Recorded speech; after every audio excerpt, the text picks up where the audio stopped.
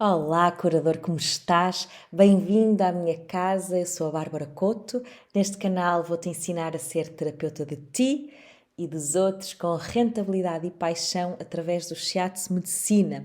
O Shiatsu Medicina foi o meu método, aquele que eu descobri e que me fez sentido para fazer o quê? Uma boa anamnese, um bom diagnóstico e dar excelentes indicações terapêuticas, é aquele que me faz sentir 100% confiante como terapeuta e é isto que eu te quero passar. Então hoje vou-te falar sobre formas de diagnóstico. Infelizmente eu quando saí do meu primeiro curso de Shiatsu não tive acesso a tanta informação, mas hoje em dia eu acho muito importante que tu, como terapeuta de ti e também dos outros, possas aceder a esta informação. Portanto, vê este vídeo até ao fim e não te esqueças de ativar o sininho para receberes este conteúdo gratuito assim em primeira mão.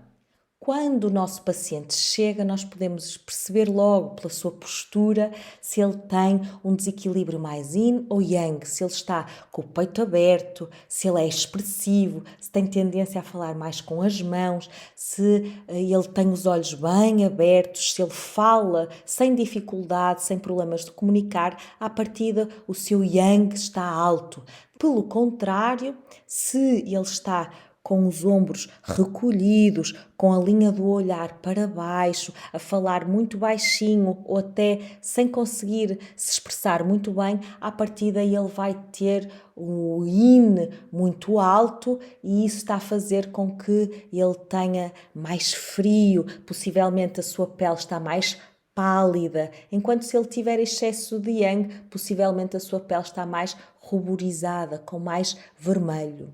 Vamos, neste vídeo, ver alguns apontamentos de diagnóstico da face que eu acho absolutamente incríveis para nós percebermos logo, à partida, se estamos com alguma patologia em elementos fulcrais, em órgãos fulcrais. Então, vamos começar pela ponta do nariz. Se nós temos a ponta do nariz vermelha, ou o nosso paciente tem essa ponta do nariz vermelha, isto geralmente denota um quadro de patologia no meridiano do coração.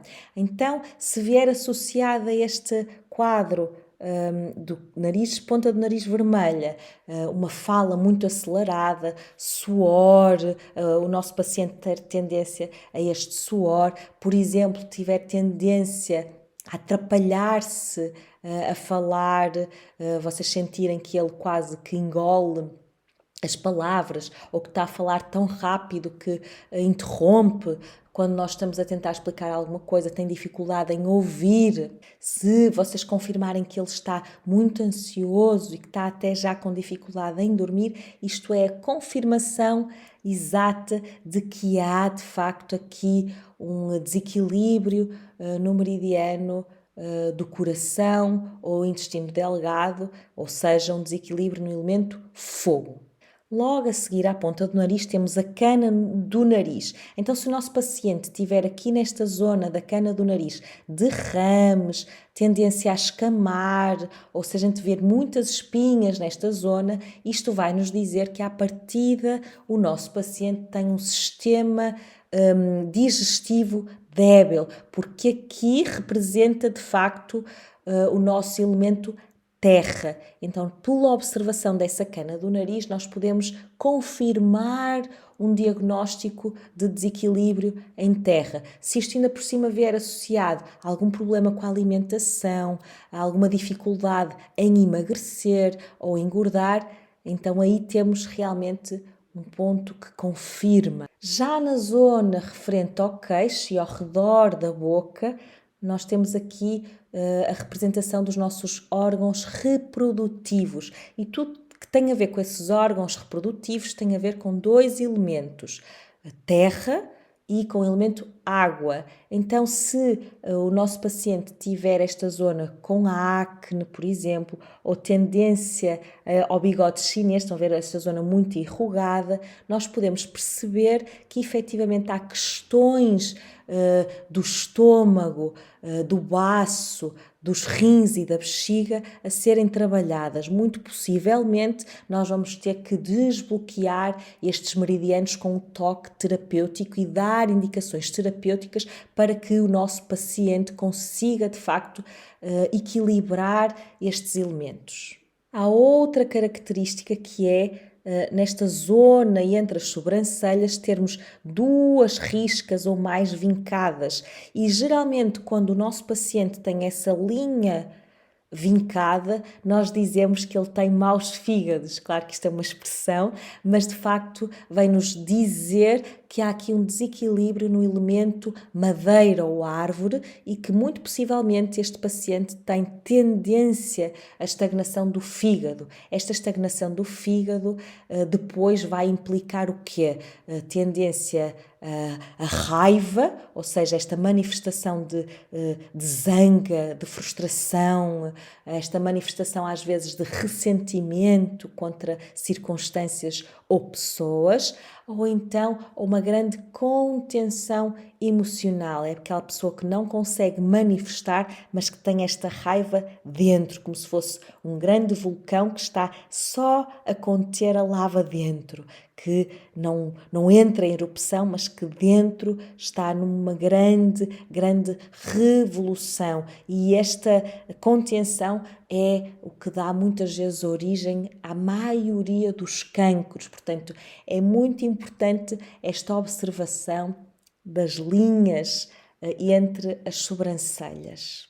E claro, perceber que podemos interferir, que podemos dar indicações terapêuticas no sentido de desbloquear este fígado, que devemos dar indicações de pontos de acupressão para desbloquear este fígado. Um dos pontos principais é F14, F13, F3, que mais tarde vamos aprender a descobrir onde é que se localizam no nosso corpo, para só através dos dedos, porque o shiatsu não usa a agulha, ele só usa a acupressão, desbloquear e abrir este canal. Depois temos o vermelho na lateral do nariz, que nos fala sobre os brônquios, e o vermelho nas bochechas fala-nos sobre os pulmões. Então, quando nós manifestamente percebemos esta vermelhidão, percebemos que temos que trabalhar o meridiano do pulmão e também do intestino grosso, ou seja, tem a ver com o elemento metal. Muitíssimo importante é a análise da zona das olheiras. Quando são mulheres e têm corretor de olheiras, nós não conseguimos ver, mas é importante pedirmos à pessoa para não se maquiar antes de vir para a consulta, porque assim nós podemos, de facto, observar bastante melhor através da análise da cara, fazer um ótimo diagnóstico, ou pelo menos tentar confirmar com estes dados o nosso diagnóstico, que vai fazer a diferença na rapidez com que o nosso paciente é tratado, porque nós não queremos tapar buracos, não queremos curar superficialmente, nós queremos ir à origem, queremos ir à causa das doenças, não precisamos só de tapar sintomas, não precisamos só de pôr pensos rápidos, nós queremos ir à causa e queremos definitivamente e o mais rapidamente possível curar os nossos pacientes. Então, como eu estava a dizer, aqui nesta zona das olheiras, fala-nos sobre os rins e como já falamos algumas vezes neste canal, o rim é absolutamente essencial para nós percebermos como é que está a nossa vitalidade. É no rim que nós percebemos quanto tempo nós vamos estar neste plano. Através da saúde do rim que nós percebemos que temos mais longevidade ou menos longevidade. Então, a pessoa que tem o negro nos olhos é uma pessoa que não está a descansar o suficiente e que, portanto, está a prejudicar a sua longevidade. E temos que intervir rapidamente. Para quê? Para trabalhar este lado mais yin, neste caso, mais o elemento água. Bexiga, que é a víscera que protege o rim. Primeiro nós vamos trabalhar muito esta víscera e depois vamos trabalhar muito o órgão, através principalmente da pressão do ponto R1 que fica na planta do pé e de todo o meridiano do rim que vai até à zona das clavículas. Também um bom indicador do bloqueio deste meridiano ligado ao elemento água, rim e bexiga também, é a sensibilidade ao toque ou a vermelhidão nas orelhas.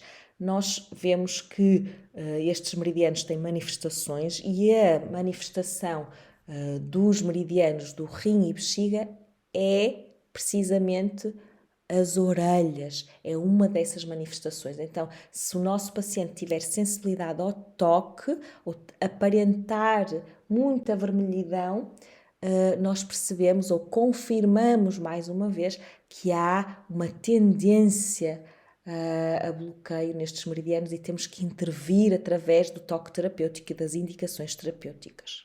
Depois há determinadas características no rosto que também podem ser indicadores para nós conhecermos melhor o nosso paciente. Por exemplo, se os olhos são muito juntos, indica que é uma pessoa que tem mais tendência a ter um pensamento mais racional, mais matemático, mais objetivo, pragmático, mais yang.